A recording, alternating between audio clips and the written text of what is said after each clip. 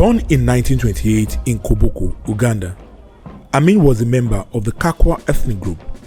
He joined the British colonial army in 1946 and quickly rose through the ranks, becoming a non-commissioned officer. In 1971, Amin seized power in a military coup for throwing President Milton Obote. He declared himself president of Uganda and began a reign of terror that would last for 8 years.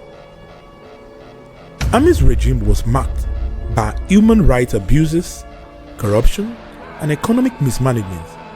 He expelled Asians and Europeans from Uganda, leading to a collapse of the economy.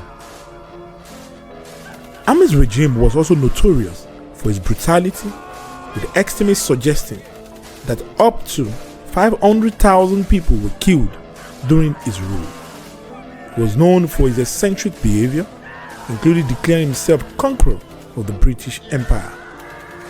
If I found you not to attend cabinet 3 times without reason, you are out of government. You must tell our women in Uganda to work very hard. You must not make the women of Uganda very weak. In 1979, Amin's regime was overthrown by a coalition of Ugandan exiles and the Tanzanian military. He fled to Saudi Arabia, where he lived in exile until his death in 2003.